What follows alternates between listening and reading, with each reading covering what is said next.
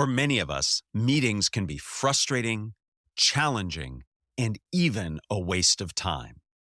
Join us for our 2-episode series to help us make meetings more meaningful. Let's get started with episode 1. Imagine this. Somebody comes up to you and thanks you for running an effective meeting. It's possible. Believe it. We can have meetings that matter. I'm Matt Abrahams, and I teach strategic communication at Stanford Graduate School of Business. Welcome to Think Fast, Talk Smart, the podcast. Today, I am excited to speak with Karin Reed and Joe Allen. I've known Karin and Joe for many years and look forward to having yet another one of our lively and educational conversations. Karin is an Emmy Award-winning journalist and CEO of Speaker Dynamics. Joe is a professor of industrial and organizational psychology at the University of Utah. His research focuses on workplace meetings, organizational community engagement, and occupational safety and health. Together, Joe and Karin have written 3 helpful books on meetings: Suddenly Virtual, Making Remote Meetings Work; Suddenly Hybrid, Managing the Modern Meeting; and Running Effective Meetings for Dummies. Welcome, Karin and Joe. Thank you so much for having us, Matt. Longtime listener, first-time guest. Good to be here. Thanks. Let's go ahead and get started. Joe, I'd like to start with you. You're a meeting scientist, so I'd like to have you set the stage for us. Why do people hate meetings so much? And can you share some of the evidence that shows meetings aren't as effective as they could be? About 51% of meetings are rated as poor. So people say meetings are poor, not just okay, not average, not above average, poor. That means half the time we go to a meeting and we're just unhappy about it, right? Why is that? One reason is they're not very well run. We don't do them very well. We tend to get into a rut of habits around our meetings, and those habits aren't optimized for efficiency or effectiveness. They're just kind of what we kind of fell into with our team or with our group or with whoever we're meeting with, and we just keep going that way. And it's become normative in our society to complain about meetings. And so it becomes this perpetuating cycle of, I don't like meetings, you don't like meetings, let's go grab a beer and talk about how horrible and awful our meetings are. And we continue to do that. And so I think it's both the way they are, but also self-perpetuating, because we just believe that they're bad and there's nothing we can do about it. Right. We do what we do because we've always done it. And part of that is having ineffective meetings and then complaining about them. So, Karin, what are some of the constraints and barriers that lead to ineffective meetings? There's a lack of intentionality. There's no stated purpose. There's no goal. Oftentimes you go into the meeting and there isn't proactive facilitation to actually get stuff done. And that really puts you back on your heels because you just think, wow, that was a waste of time for sure. You also have meeting bloat, where you have too many people in the meeting who are there just because, well, we want to make sure they're in the loop. The more people you have in the room, the more unwieldy that meeting becomes. So that is also a big challenge. The third thing I would point to is just participation equity can be really, really hard to manage because oftentimes it's the loudest voices that are heard rather than everyone's voice. And if you're trying to get something done in that meeting, make a decision based upon everyone's opinion. If you don't hear everyone's opinion, then you're not going to be optimizing the ultimate decision. Yeah, several things there that perpetuate ineffective meetings. I know that when I go in and do the consulting work I'll do sometimes, the very first thing I do is a meeting audit and see how many people are coming to meetings. The number of people who attend meetings is a definite sign of some of the dysfunction in communication in general, because people are coming to the meetings because there are no other channels to get the information they need. So meetings are often used as a Band-Aid for that. Many things you mentioned are really important. I want to come back to this notion of equity because that's really critical, especially when we talk about hybrid meetings. Let's dive into this whole concept of participation equity, which is really essential to having a successful meeting. I want to give you some specific strategies that you can try. The first one is validating all forms of participation. So there can be the one where you traditionally raise your hand and speak up. But also chat is something that you really want to leverage in a virtual or hybrid meeting because it is a lower barrier to entry. If you put a question out there and you give people the opportunity to respond in chat or out loud, you can have people respond in chat in a safer space where they can give a little bit more forethought to what they're saying. And then you can say, oh, that was a really interesting point, Jill. Can you expand upon that? And at that point, maybe they're willing to come off mute and talk more about what they had initially introduced. So I find that validating both chat as well as spoken participation is really, really important. I would also lean into ensuring that everybody has an opportunity to weigh in by making folks aware of who is in the room. So having an opportunity for Q&A could begin with the remote speaking first, as opposed to turning to the person who is sharing the air with you to your left and say, hey, Karin, why don't you tell me your opinion? Instead, you turn to the screen and say, I would love to hear what you have to say on this, Barbara, because I know you have a lot of experience. And then suddenly they have the floor. Everybody is aware of who all is in the room. This notion of equity is critical in meetings and elsewhere, but this notion of giving everybody the opportunity to speak, it's obviously more challenging when people are virtual and hybrid, but I really appreciate that. And what I heard implicit in what you said is you're actively listening and you're demonstrating that listening and seeking out that information. And that's the role of a good facilitator. Quite frankly, I think facilitation is one of the most challenging of the communication skills because you're managing time, you're managing participation, you're managing an agenda, and you're managing your own contribution. So thank you for that specific advice.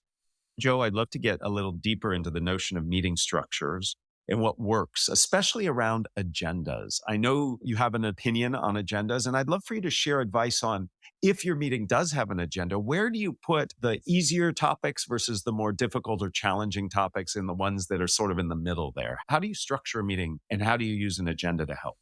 What can my team handle and when can they handle it and how can they handle it, that sort of thing. And there's actually some good research in group communication and in groups and teams in general about in what order should you ask a group to do a easy or a moderately difficult or a difficult task, right?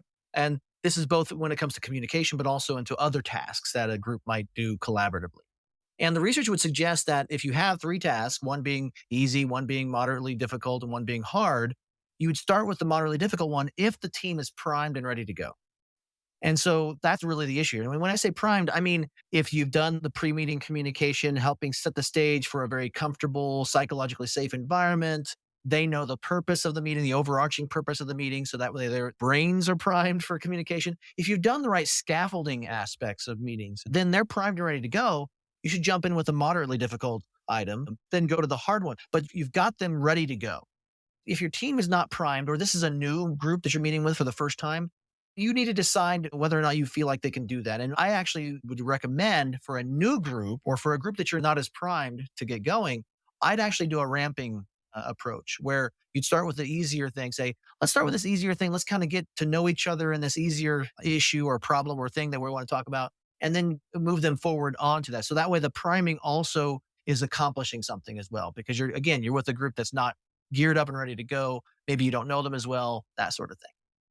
This makes so much sense to me that we should be strategic in how we think about the ordering. And if you've got a group that feels comfortable and safe with each other, they know the task and the purpose at hand, then you can dive into a moderately challenging issue first to get things moving, and then consider perhaps doing the most difficult next, but you're really using it to manage time. So you're being strategic in how you do that. And then similarly, if your group is not one that has been primed, is not used to working with each other, then that easier task might be a way to get started and to facilitate that getting used to each other. So thank you for that advice. So Joe, you and Karin were among the first people to write about and publicly discuss best practices for virtual and hybrid meetings. What are one or two of the things we should all keep in mind when we aren't all meeting in the same physical space? Two things seem to be kind of bubbling to the top as being the most essential things to make sure that these meetings can be done effectively. And that's being seen and heard. And so that's why when we first started doing this, we're talking about you have camera on because you're going to be seen. And then we have to talk about you need to be heard. If your audio is not working, there is no meeting. It doesn't work at all. And as we started to think about that, that's when we started talking about equity and making sure that everybody felt like they could engage both through the technology as well as interpersonally, right? And it's a feeling as well as the actual behavior of engaging and participating. And so when all those things started to be considered, we started to see this commonality across these, even as we think about the more complex nature of a hybrid meeting. And actually playing upon that, Joe, I mean, it's that whole idea of proximity bias Yeah. that you really have to push up against all the time, because those who are in the room sharing the same air think about the meeting just being them. Those who are on the screen virtually, they think about the meeting just being them. And that's a problem, because when it comes to equity, you've got two meetings happening in the same meeting and you got to join them. Yep. So it puts the burden on the leader to recognize that and make sure that they manage that participation. But it also is a matter of skilling up your people who are attendees to understand who all is there and who all is adding value. And even doing things like creating in-room allies where, okay, Bob, you be the in-room ally for Joe because Joe is attending virtually today. And then that means that Bob is going to make an effort to bring Joe into the conversation whenever he knows that he has a unique perspective to share. I like that idea of an in-room ally as a way of really thinking about equity in terms of speaking time and contribution. I like to advise people that if you have a hybrid meeting, consider starting with the people who are fewer in number. So if there are 5 of us in the room and 3 of us on Zoom, I might start with an agenda item that invites the people remote first, so we remember that they're there. Similarly, if I had more people remote and fewer in the room, start there. So this notion of making sure everybody has airtime and is remembered and seen, very, very important, because we can have negative consequences if we don't encourage people to contribute. So Karin, you spend a lot of time helping people, myself included, with their on-air presence, their video presence. What tips and tricks do you provide people so they can shine when literally under the spotlight? One of the things that I find to be the most vexing is eye contact, but it is so critical in terms of creating that connection with your audience.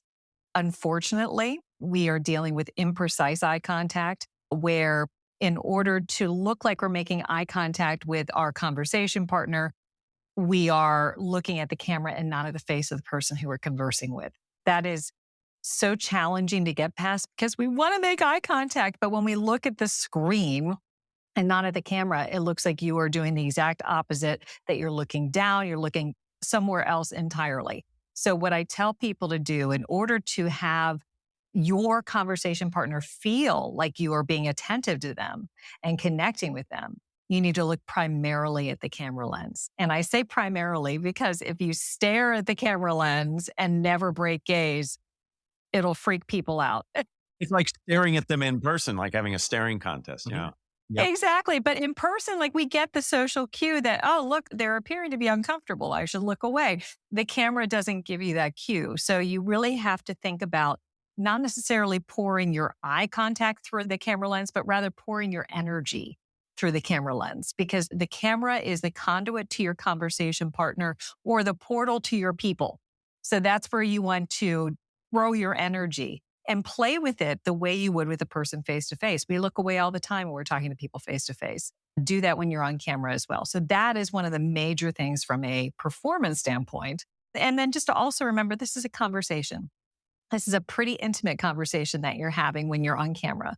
It's not like you're standing up in front of the room or up on stage and presenting. You are as close to your conversation partner as your eyes to your camera and their screen to their eyes. So stay in that conversation space and interact with it the way you would if you were actually in the same physical room. I think those are wonderful bits of advice, that it's a conversation. I like the portal to your people. I think that's a great way to think of it. It's a portal. It's a connection device. I actually, based on some conversations you and I had, I have taking a picture of my family, who on most days I like and love. I tape it right behind my camera.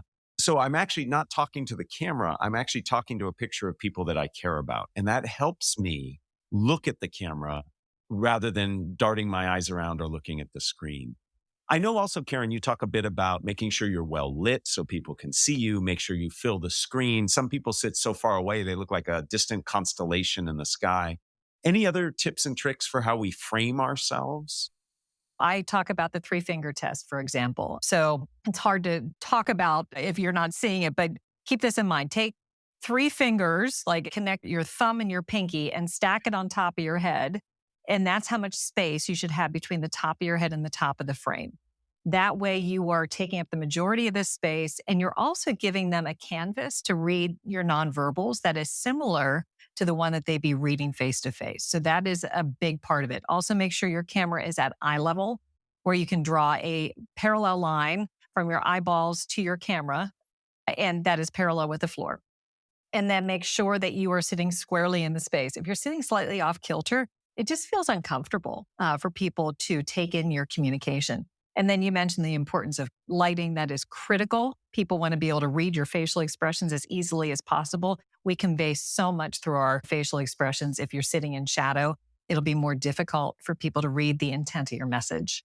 And then just make sure that you have really good audio, because people are less tolerant of poor audio than they are of poor video. So if there's a place to invest in your audio. So many rich tips there, Karin. I love the 3-finger test. If anybody has ever been a Boy Scout or a Girl Scout, you take those 3 fingers, put it on top of your head. What it really means is it's showing that you're filling the screen with your body. So many of us look like we're in the witness protection program, sitting in the dark. I love your idea of having good light and making sure that we're seen and that we gesture and behave normally. So thank you for those tips. In a similar vein, Joe, I'd like to get some very specific tips from you based on the work that you do. Let's start with, what advice do you have for managing someone who is disruptive or just generally not engaged or helpful in a meeting? How can we manage that situation? There's actually a whole host of counterproductive meeting behaviors that I've studied over recent years, including things that happen in the meeting, monologuing, interrupting, going off topic, those sorts of things.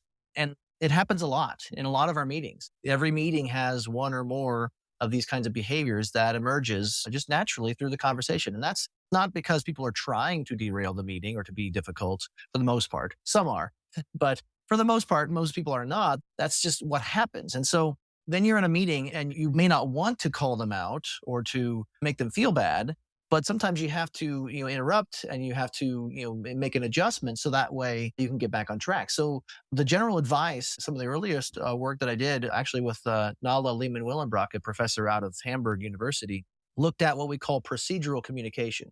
And so it's a very practical tip for all of those circumstances where, okay, a person's monologuing, or a person has gone really far off topic, or they've interrupted someone. Procedural communication is really engaging in a proactive communication strategy by saying, hey, that's a great thought, but I really want more input on this. Or, hey, you just interrupted, Karin. Karin, can you finish your thought? And then it'll be your turn to share your thought. Or just doing those things. And if you do them politely, as long as you're polite about it, generally speaking, people are not offended by it, especially if that politeness is really geared towards not shutting them down completely, but giving them the opportunity to share their thoughts in the appropriate way. So the monologuer who goes off on their favorite topic, you say, thank you for bringing that up. That's a good thing to talk about. Today we're talking about this. Do you have any thoughts specifically about this? And so it's not about them not having airtime for their thoughts. It's having airtime on the right thing. And so the tip is really just being willing to be proactive and correcting and redirecting and calling people by name and that sort of thing to keep the meeting aimed towards goals, aimed towards the agenda or to the purpose for which you were there, and helping people understand that.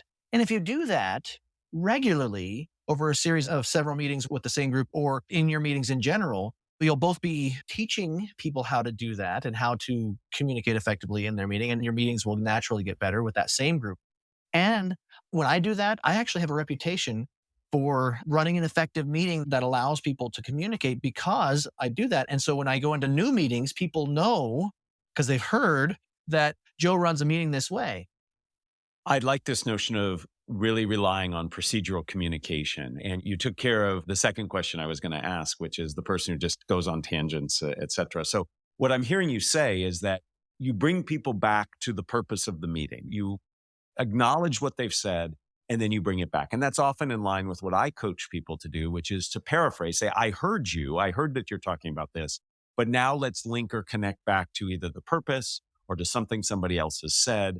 And it is through that act of relying on the procedural communication that you keep things focused. And that sets a role model and an example for everybody in the room. And one thing I would add to that is if you have an effective, psychologically safe environment, it shouldn't all be upon the leader or the meeting organizer to do those sorts of things. It is completely appropriate and good if your team is collaborative enough and feels safe enough to be able to do that with each other. right? So you may be running the meeting. You may have looked away to see where things are on the agenda, and someone else engages in procedures communication to bring things back to the agenda. That's wonderful. And if you can get to that point, then you're really doing well. And hopefully you've got the environment that allows that to happen for you. Excellent. Yes, it is everybody's responsibility to make effective meetings effective. I have a question for both of you. Karin, we'll start with you. What is the one biggest tip you would provide to people to make meetings more effective? Right size your meeting. That means having the right people in the room with a realistic agenda that will actually allow you to accomplish the goal. I think a lot of times people will try to fit 10 pounds of content into a 5-pound bag. And they think by perhaps speeding up the pace at which they're talking will allow them to do that, but it doesn't. And then you end up just with a lesser experience overall. Excellent. So it's all about focus. It's having the right people, focusing on the right message and the right task. Thank you. Joe, same question to you. What is the one biggest tip you would like to share that can help meetings be more effective? Running effective meetings is common sense that's not commonly practiced. And the biggest tip I can give is to not be afraid of taking a little more time to make your meetings effective, because it will take a little more time. But the reason I say don't be afraid of it is because one good meeting keeps you from having a repeat of that same meeting. And we know that one bad meeting causes 3 more meetings, right? So we know that if you take a little more time and practice those common sense practices that we all know we should be doing with our meetings, you'll have fewer of them. If a concern for you is that you have too many meetings, this is the way to solve that. You'll have fewer meetings with your team or need fewer meetings with your team. Therefore, you'll have to adjust your calendar with them. But by doing good meetings, if you do good meetings, you can have fewer meetings. If you don't do anything, the natural flow of communication, natural rise of people within organizations, you're going to end up with a busier calendar. So investment up front in time can save you a lot of time on the back end. Thank you.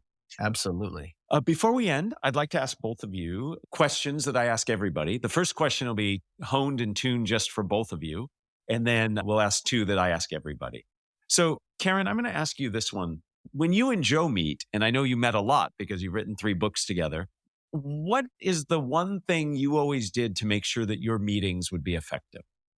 Okay, that's so funny. I feel like I'm being exposed as a fraud because honestly, meeting with Joe was like meeting with just such a good friend. And so we'd always begin by just catching up with what was going on in each other's lives before we got to any of the official work stuff. That I think, perhaps that is a good lesson to be learned for everyone, that, inject humanity into your meetings and you'll have a more pleasant experience and probably get more done as well.